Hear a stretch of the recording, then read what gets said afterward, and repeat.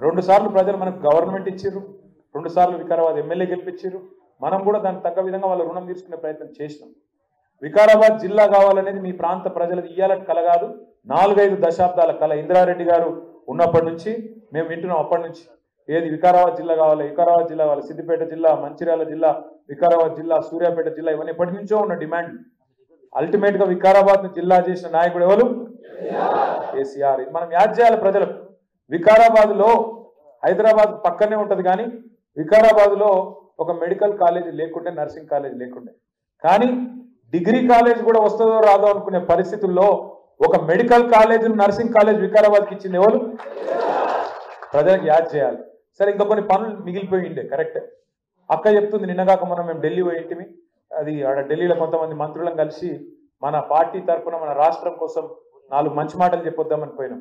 అక్క అంటుంది, మనం ఒక్క చిన్న తప్పు చేసినామంటే అనంతగిరిని కొద్దిగా మనం గట్టిగా చేసేది ఉండే, గట్టిగా చేస్తే మా పిల్లగాళ్ళకు ఆడ మంచి ఉద్యోగాలు వస్తుండే, బాగుండే అని ఒక మాట అన్నది. నిజంగానే అది చేసేది ఉండే, ఏ కారణం చేతనో కొంత మిస్ అయినాం. మళ్ళా తప్పకుండా చేసుకుందాం, ఆ విషయంలో అనుమానం అవసరం లేదు, తప్పకుండా చేసుకుందాం. దాంతోపాటు పాలమూరు రంగారెడ్డి ఎత్తిపోతల పథకం మరి దగ్గర 90% పూర్తయింది. కానీ వీళ్ళే, ఈ కాంగ్రెస్ వాళ్ళే కేసులేసి ఆపి ఆపి ఆపి ఎంత చేసినా కూడా 90% పూర్తయింది. మొత్తం మధ్యలో రిజర్వాయర్లు పూర్తయినాయి, కింద పంప్ హౌస్ పూర్తయింది. కేసీఆర్ గారు పోయి ఒక పంపు కూడా నార్లాపూర్ కాడ చాలు కూడా చేసింది. కానీ మన రంగారెడ్డి దాకా ఏదైతే, వికారాబాద్ దాకా ఏదైతే నీళ్లు రావాలనో వాటికి సంబంధించి కొంత ఆలస్యమైన మాట వాస్తవం. తప్పకుండా దాన్ని కూడా మళ్ళా మన ప్రభుత్వం వచ్చినాకనే మళ్ళీ నీళ్ళు వస్తాయి వికారాబాద్కి. ఇది కూడా ఖచ్చితంగా గ్రామాల్లో మనం చెప్పాలి. ఎందుకంటే కాంగ్రెస్ వాళ్ళు ఏ పనులు చేస్తారో మీకు తెలుసు, నాకు తెలుసు. ఏం పనులు చేస్తారు? కమిషన్లు వచ్చే పనులే చేస్తాడు. అందుకే మొన్న మా చెల్లె మంచిగా అన్నది, కేసీఆర్ నువ్వు కట్టలేకుండా నడువు అన్నాడు రేవంత్ రెడ్డి.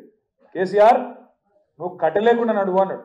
ఒక చెల్లె అన్నది, కేసీఆర్ కట్టలేకుండా నడుస్తాడు కానీ నువ్వు కమిషన్ లేకుండా ప్రభుత్వం నడుపురా నాయన అని చెప్పి. ఇవాళ రేవంత్ రెడ్డి ప్రభుత్వం అంటే ఏంటంటే మొత్తం ఒకటే పనులు ఉన్నారు మంత్రులు.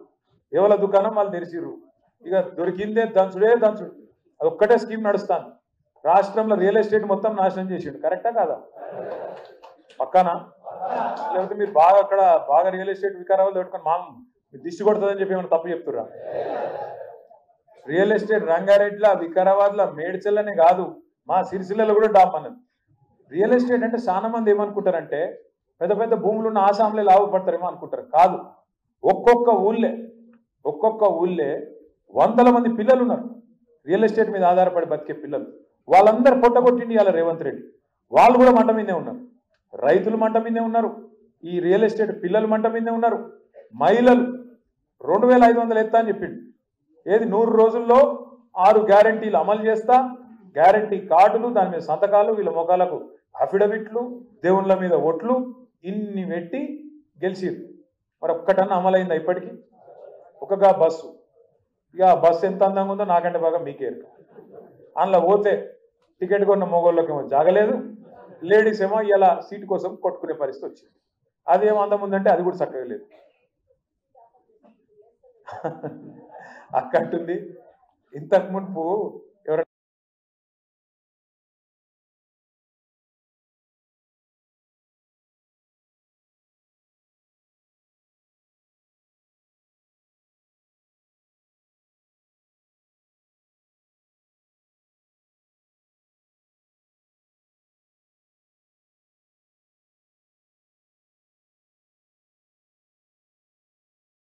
లేడీస్ వస్తే కుసోమ్మ అని చెప్పి సీట్ ఇద్దరు. రేవంత్ రెడ్డి పుణ్యానం ఇంకొక 15 ఏళ్ళు కాంగ్రెస్ మాత్రం మళ్ళా తెలంగాణలో ఓట్లు అడిగే పరిస్థితి కూడా లేదు అనే మాట కూడా తెలుసు.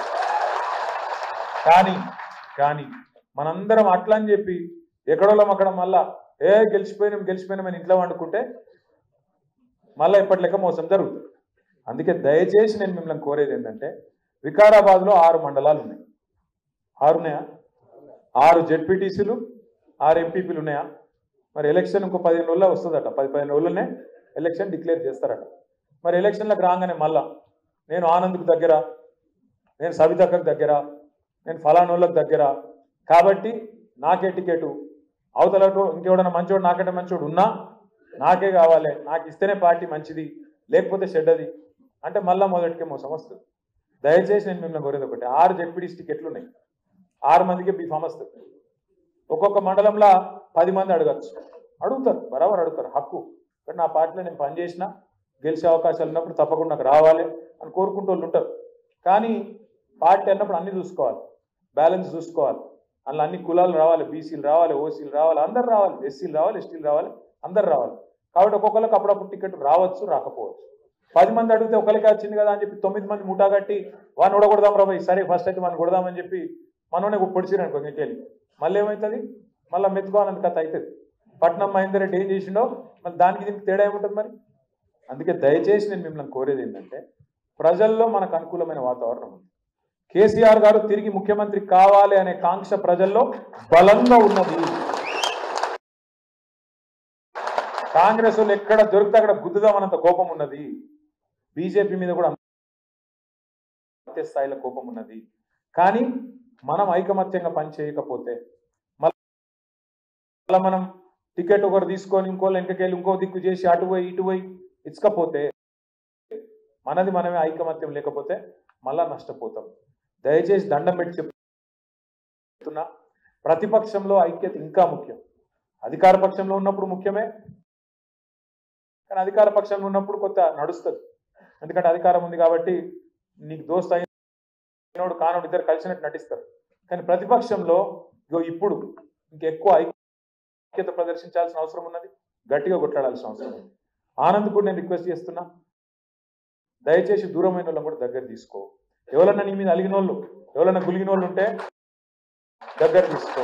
పొరపాటున కూడా ఎవరైనా సరే, ఇప్పుడు ఈ పార్టీలో నేను సిరిసిల్ల ఎమ్మెల్యే, సిరిసిల్లలో నేనంటే ఇష్టం లేని వాళ్ళు ఉండొచ్చు మన పార్టీలో, కానీ కేసీఆర్ మీద ప్రేమ ఉన్న వాళ్ళు ఉంటారు. కేసీఆర్ గారి మీద, తెలంగాణ మీద ప్రేమ ఉన్నాడు, నా రాష్ట్రం బాగుండాలంటే ఉంటారు. మధ్యలో ఎప్పుడో నేను వాళ్ళ ఇంట్లో లగ్గానికి పోకపోవచ్చు, దాంతో కోపం ఉండొచ్చు. నేను ఫలానా రోజు ఉద్యోగం అడిగి నా కొడుకు ఉద్యోగం పెట్టేయాలి ఎమ్మెల్యే గారు అని కోపం ఉండొచ్చు. నేను ఫలానా రోజు నేను సీటు విషయంలో డిస్కౌంట్ అడిగినా ఇప్పియలే, ఒక ఫోన్ చేస్తే అయిపోతుండే అని కోపం ఉండొచ్చు. అట్లా రాంగ ఎమ్మెల్యే సాబ్ ఇట్లా ఫోన్ చూసుకుంటూ పోతుడు, ఇట్లా చేయి ఉప్పంటే ఉప్పలేదు, కోపం ఉండొచ్చు. 10 సార్లు ఫోన్ చేస్తే ఎత్తచ్చు, 11వ సారి ఎత్తకపోతే కోపం రావచ్చు. చెప్పలేము. ఇగో కోపాలు అందరం మనుషులమే కదా, మాత్రం కూడా చిన్న చిన్న పొరపాట్లు అవుతాయి. దయచేసి దండం పెట్టి చెప్పేది ఏంటంటే, మీకు చిన్న చిన్న కోపాలు తాపాలు ఉంటే ఆనందం మీద కూడా తీసేయండి, మనసులోకి వెళ్ళి తీసేయండి. ఇక ఈ వర్గ పోర్లు, అనవసర పంచాయతీలు వద్దు. పార్టీ ఇవాళ ప్రతిపక్షంలో ఉంది, కానీ ప్రజల గుండె నిండా ఉంది. పోయింది అధికారం మాత్రమే, అభిమానం కాదు. ముమ్మాటికి ఇవాళ ప్రజలు మనసులో ఉన్నారు, అన్న తేడా లేదు. మేము తిరుగుతున్నాం. మన పరిగిలో ఒక చిన్న తాండా, దాసేనాయక్ తాండా, చిన్న తాండా. నాకు తెలిసి మొత్తం జనాభా కూడా 500-600 ఉండదు, ఓట్లు 300-400 ఉంటాయేమో. అంబేద్కర్ బొమ్మ పెట్టిర్రు, మమ్మల్ని పిలిచిర్రు. పోయి మేము దండం పెట్టుకొని విగ్రహావిష్కరణ చేసి, నేను సవితక్క, ఇగో ఆనంద్ భాయ్ అందరం పోయినాం, మహేష్ రెడ్డి అన్న అందరం పోయినాం. ప్రామిస్ చెప్తున్నా, చిన్న తాండాల 5-6 వేల మంది జమ అయింది. ఈడికెళ్ళాడికి ఊరేగింపు, హంగామా. అది ఎలక్షన్ ప్రచారంలో ఇక్కడ ఉండే. నాకైతే నేను పరిచయం ఏంది ఇదంతా అంటే, మరి గట్లున్నది, ఇవాళ ఏం చేయమంటావు? కాంగ్రెస్ మీద కోపం గంతున్నది, మన మీద ప్రేమ గంతుంది. అయ్యో పొరపాటు అయిపోయింది పోతే మా ఎమ్మెల్యే పోతారు అనుకున్నాం, కానీ కేసీఆర్ పోతారు అనుకోలేదు. అంతేనా బాబా, ఏమున్నారా? దీనికి కూడా సపోర్ట్ కొట్టినట్టు నాకు అర్థమైంది.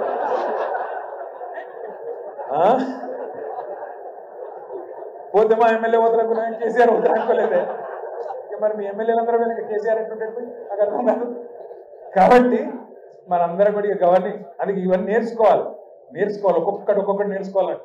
మా ఎమ్మెల్యే పోతే కేసీఆర్ కూడా పోతాడు, ఎమ్మెల్యేలు ఉంటేనే కేసీఆర్ ముఖ్యమంత్రి అవుతాడని ఎరుక కావాలి మనకు కూడా. రెండవది, ఏమనుకున్నాం పార్లమెంట్ ఎలక్షన్లో, ఈ ఎలక్షన్ మనది కాదు, అది వాళ్ళిద్దరి మధ్య నడుతుంది అనుకుని మన వాళ్ళు కూడా కొంతమంది అటు ఇటు అయింది. ఏమైంది మరి? ఇవాళ 8 మంది వాళ్ళు, 8 మంది వీళ్ళు. చిన్నప్పుడు మనకు స్కూల్లో లెక్కలు చెప్తారు, 8 + 8 ఎంత? 16. కానీ ఇలా తెలంగాణలో 8 మంది కాంగ్రెస్ ఎంపీలు ఉన్నారు, 8 మంది బీజేపీ ఎంపీలు ఉన్నారు. తెలంగాణకు తెచ్చింది ఎంత? అందుకే 8 + 8 ఎంత? గుండు 0. మొన్నటిదాకా ఎగిరింది కదా రేవంత్ రెడ్డి, గుండు 0 అని. ఇప్పుడు ఢిల్లీలో కాంగ్రెస్కి వచ్చింది ఎంత? అందుకే ఎగిరదు. పెద్దలు ఏమంటారంటే, విజయం వచ్చినప్పుడు పొంగిపోవద్దు, అపజయం వచ్చినప్పుడు కుంగిపోవద్దు. అందుకే మనం ఓడిపోయినంత మాత్రాన బేజారు కావద్దు, గెలిచినామని చెప్పి నీళ్ళు కాదు. గెలిచినాక మమ్మల్ని మించినోడు ఎవడు లేడు, నేను 30 మార్కాన్ 32 మార్కాన్ నడవదు. రేపు కూడా ఇట్లే ఉండాలి, ఇవాళ కూడా ఇట్లే ఉండాలి. మీకు దండం పెట్టి చెప్తున్నా, దయచేసి కలిసికట్టుగా కదులుదాం. మనం కలిసికట్టు కదిలితే 6 మండలాలు వికారాబాద్ స్పీకర్ గారి కాన్స్టిట్యున్సీనే కొట్టి కాంగ్రెస్ ప్రభుత్వం మీద ఎంత వ్యతిరేకత ఉందో మొత్తం ఢిల్లీకి చెప్పే అవకాశం మీకు. కొడంగల్లో కొట్టినాం అనుకో 5-6 కాన్స్టిట్యున్సీ. ఎల్లుండి పోతున్నాం మేమందరం. కొడంగల్లో వస్తారా మీరు? ఆడికి వస్తారట. రైట్, చలో చలో కొడంగల్ అందరం పోదాం. ఎందుకంటే వాళ్ళు వచ్చి మన వాళ్ళ దగ్గరికి పోదాం. పోయి అక్కడ లగజర్ల తాండా ఏమైంది, రోటిబండ తాండా ఏమైంది, హకీంపేట ఏమైంది అక్కడనే మాట్లాడదాం. రేవంత్ రెడ్డి ఇలాకాలనే, ముఖ్యమంత్రి కాన్స్టిట్యున్సీలనే అందులోకే పోదాం, అక్కడనే అడుగుదాం. మరి ప్రజలు ఎవరికి ఓటేయాలనో వాళ్ళనే చెప్పమందాం. మిమ్మల్ని కూడా నేను కోరేది అంటే 6 మండలాలు ఉన్నాయి, ఒక మున్సిపాలిటీ. మీరు దయచేసి ఇంట గెలిచి రచ్చ గెలవాలి. మీ నాయకుడు, మీ ఇన్ఛార్జి జిల్లా పార్టీ ప్రెసిడెంట్, ఆయన తాండూరు తిరగాలి, పరిగి తిరగాలి, అక్కడ తిరగాలి, ఇక్కడ తిరగాలి. కానీ మీరు ఎక్కడోళ్ళు అక్కడ. మీరు కనుక మండలాల వారీగా సమన్వయంతో పనిచేస్తే రేపు ఎంపీటీసీలు, సర్పంచులు, జెడ్పీటీసీలు, రేపు మనోడే జిల్లా పరిషత్ చైర్మన్ అనుకో, మళ్ళీ వికారాబాద్ జిల్లా పరిషత్ మీద మన జెండా ఎగిరింది అనుకో, తప్పకుండా రేవంత్ రెడ్డి ప్రభుత్వానికి స్పీకర్ గారికి చెక్ పెట్టినట్టు అవుతుందా కాదా? ఒక గది మన లక్ష్యం కావాలి. ఎదురుగా ఈ ఎలక్షన్ ఉంది, ఇక 4 ఏళ్ల తర్వాత ఆ ఎలక్షన్ ఉంది, అప్పటి సంగతి అప్పుడు చూసుకుందాం. కానీ క్రికెట్లో చెప్తారు కదా, నెక్స్ట్ బాల్ ఆడాలి. ఫస్ట్ ఈ నెక్స్ట్ బాల్ ఆడాలని అవుట్ కావద్దు, అటెన్క నెక్స్ట్ ఓవర్ ఆడాలి. కాబట్టి నెక్స్ట్ బాల్ ఇప్పుడు మనకి ZPTC, MPTC, sarpanch election, municipality ఉన్నాయి. వీటిలో కొడదాం, తప్పకుండా ఐకమత్యంగా ముంగటికి పోదాం.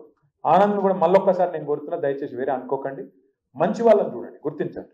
నావాడు నీవాడు కాదు, గెలుపు గుర్రాలు, ఖచ్చితంగా గెలిచేటోళ్ళు, సామాజిక సమీకరణలు, అవతలో ఎవరిని పెడుతురు, మనం ఎవరిని పెట్టాలి ఆలోచించుకొని ఒప్పి. ఎవరైనా నారాయణ అనుకో 10 మందిని కూర్చోబెట్టి 10 మంది టికెట్ అడితే ఒప్పించి అన్న నీకు ఇంకో పోస్ట్ ఇస్తా, రేపు గవర్నమెంట్ వచ్చినాక నామినేటెడ్ ఇస్తా, లేదా పార్టీ పదవి ఇస్తా అని చెప్పి ఒప్పించుకొని మెప్పించుకొని సీనియర్లను కూడా ముంగట కూర్చోబెట్టుకొని విశేషమైన అనుభవం కలిగిన వాళ్ళు ఉన్నారు ఆనంద్ మన పార్టీలో. పెద్ద మనుషులు ఉన్నారు, ప్రతి మండలంలో ఉన్నారు. 30 ఏళ్ళకించి 40 ఏళ్ళకించి రాజకీయం చేస్తున్న వాళ్ళు ఉన్నారు. వాళ్ళని కూర్చోబెట్టుకో, వాళ్ళ సలహా తీసుకో. మనకే అన్ని తెలుసు అనుకుంటే కాదు, నాకు కూడా అన్ని తెలియదు, నీకు కూడా తెలియదు, అక్కకు కూడా తెలియదు, ఎవరికి తెలియదు. ఎందుకంటే ఒక్కొక్క ఊళ్ళో ఒక్కొక్క పరిస్థితి ఉంటుంది, ఒక్కో మండలంలో పరిస్థితి అలాగ ఉంటుంది. అక్కడ ఉండే పరిస్థితి మంచిగా కరెక్ట్గా మనం విలేకరులతో మాట్లాడు, డాక్టర్లు ఉంటే డాక్టర్లతో మాట్లాడు, ఇంకా న్యూట్రల్స్ ఉంటే న్యూట్రల్స్తో మాట్లాడు, తెలుసుకో ఏ క్యాండిడేట్ ఏంది ఏం సంగతి తెలుసుకొని మొత్తం విశ్లేషించుకున్నాకనే టికెట్ కన్ఫర్మ్ చేద్దాం తప్ప ఈసారి ఎటుపడతాడు కాదు. ఈసారి పార్టీ కూడా జోక్యం చేసుకుంటుంది. పూర్తిగా ఇడిచిపెట్టి అగాధం పట్టించుకున్నట్టు ఉండం. ఈసారి తప్పకుండా ప్రతిపక్షంలో ఉన్నాం కాబట్టి అవసరమైతే అబ్జర్వర్లను పంపి, ప్రత్యేకంగా అబ్జర్వర్లను పంపి కూడా విషయాలు తెలుసుకొని పార్టీ కూడా ఎక్కడైనా తప్పు జరిగితే, పొరపాటు జరిగితే ముందే దిద్దుకునే ప్రయత్నం కూడా చేద్దాం. మళ్ళొక్కసారి మీకు ఏం చెప్తున్నా నేను, దయచేసి అంటే ప్రభుత్వం మీద కోపం, కాంగ్రెస్ మీద కోపం బాగు, బీజేపీ మీద ప్రేమ అస్సలకే లేదు. ఉన్న ప్రేమ అంతా కేసీఆర్ మీద ఉంది. కేసీఆర్ తిరిగి రావాలని. అక్కడక్కడ స్థానికంగా సమస్యలు ఉంటే సర్దుబాటు చేసుకుందాం, గట్టిగా కొడదాం. వికారాబాద్ జిల్లా పరిషత్ మీద, వికారాబాద్లోని జెడ్పీటీసీలు, వికారాబాద్ మండల పరిషత్ల మీద గులాబీ జెండా ఎగిరేద్దామని మళ్ళొక్కసారి మీ అందరికీ పేరు పేరున విజ్ఞప్తి చేసుకుంటాం.